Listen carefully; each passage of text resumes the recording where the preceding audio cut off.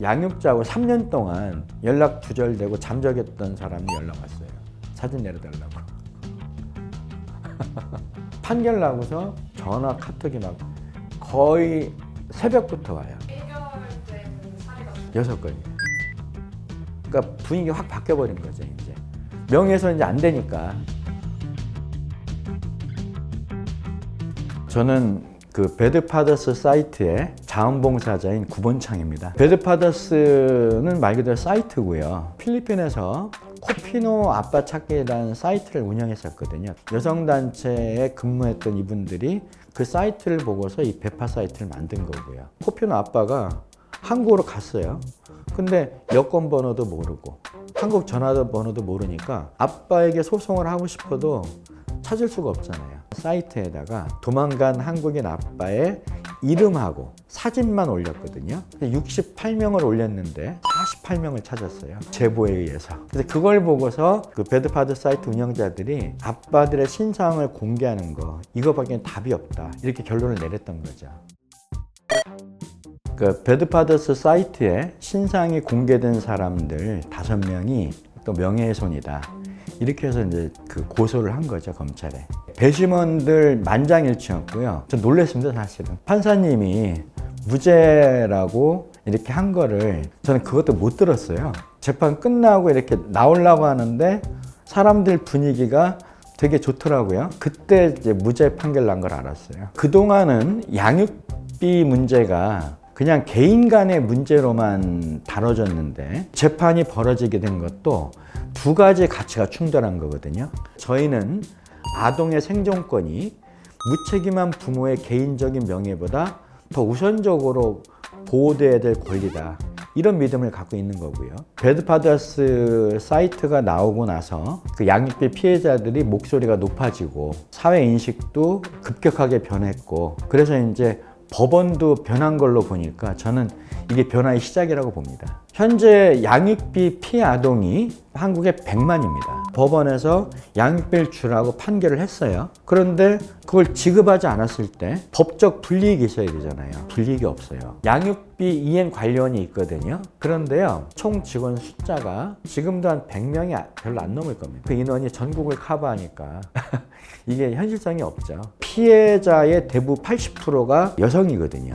또 가정폭력이 많았어요. 그러니까 상대방이 지급을 안 하는데 법적으로는 할 수 있는 게 없고 그 다음에 또 상대가 겁이 나니까 가서 뭐 직접적으로 압박을 하거나 요구하거나 이런 것도 쉽지 않잖아요. 그러다 보니까 양육비에 대해서 포기할 수밖에 없는 거죠. 현재 OECD 국가들 중에서 양육비 지급하지 않는 거를 아동학대로 간주하지 않는 유일한 나라가 대한민국입니다. 유럽에서는요, 양육비를 갖다가 지급하지 않으면 운전면허를 갖다가 취소한다든지 형사처벌을 한다든지, 미국 같은 경우도 어떤 주에서는 의사나 그 변호사 있잖아요, 자격증을 취소시켜버려요.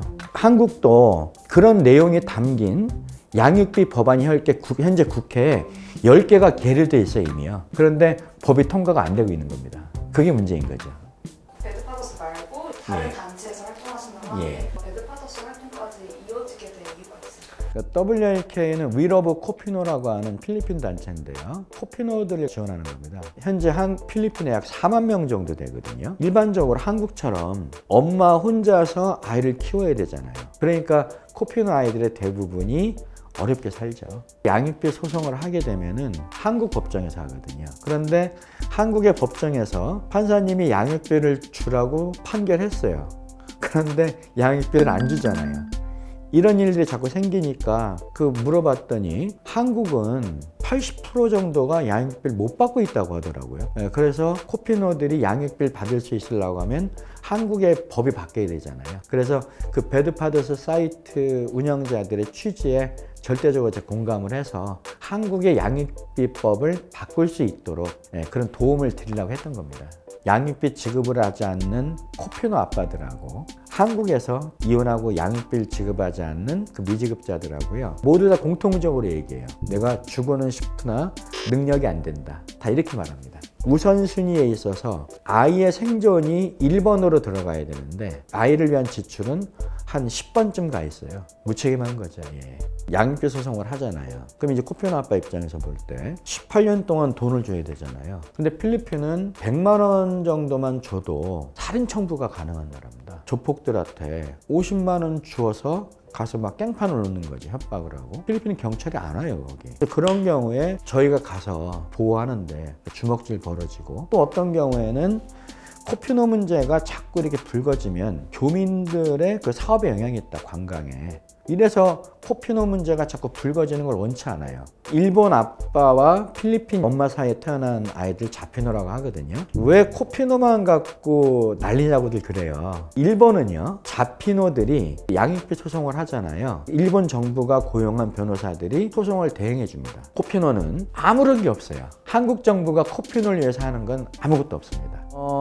양육비라고 하는 것은 아이가 성장해 가는 데 있어서 없어서는 안 될 필수적인 비용이잖아요. 굶던 사람이 하루에 밥 3끼를 안정적으로 먹을 수 있고, 아이를 대학까지 보낼 수 있는 교육비가 저축돼 있다. 이러면 인생이 바뀌는 거죠. 코피노 맘들 중에 어떤 분은 놀러 가는데 가족들이 거기 들려갖고서 이제 그 코피노 맘이 5,000페소를 주고 가더라고요. 그래서 왜 주냐 그랬더니, 코피노 맘들 이렇게 오면은 저희가 이제 뭐 밥도 사주고 이렇게 하잖아요. 다른 코피노 맘들 오면은 자기도 왔을 때 이제 먹었는데 사주라고. 보람을 느끼셨어요?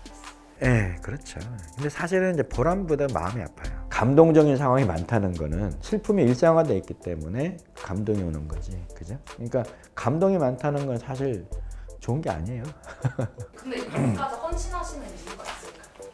한국은 굶진 않지만 양육비가 지급이 안 되면 엄마 아빠가 헤어지기 이전의 상태랑 비교하면 생활이 급추락하잖아요. 필리핀 같은 경우는 코피노 아이들은 양육비 지급이 안 되면 아이들이 굶어야 되고, 그 아이의 고통이 있잖아요. 아이들의 고통을 덜어주자는 거, 그게 유일한 목표입니다. 네.